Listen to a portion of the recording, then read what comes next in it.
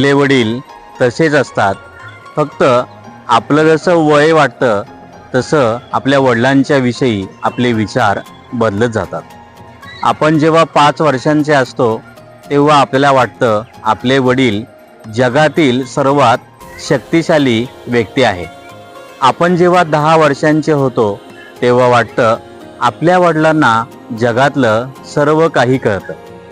आपलं वय 15 होतं आणि तेव्हा आपल्याला वाटतं की आपले वडील आपल्याला समजूनच घेत नाहीत.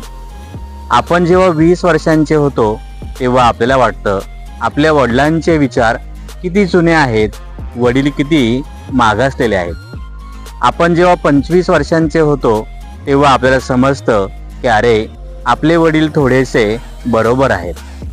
आपण 30 वर्षांचे होतो आणि आपल्याला वाटतं आपल्या वडिलांनी जे काही केलं ते बरोबर होतं.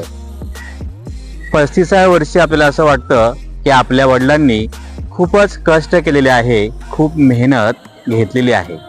आपण जेव्हा 40 वर्षांचे होतो तेव्हा आपल्याला जाणवतं की आपल्या वडिलांसारखं होणं, आपल्या वडिलांसारखं करणं ही काही खायची गोष्ट नाही.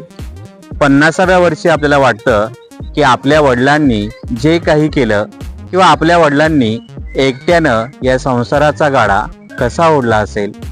आणि एक दिवस असा येतो की त्या दिवशी वाटतं की आपले वडील हे खरोखरच बरोबर होते, सर्वात चांगली व्यक्ती होती, परंतु त्या दिवशी मात्र आपले वडील आपल्या सोबत नसतात.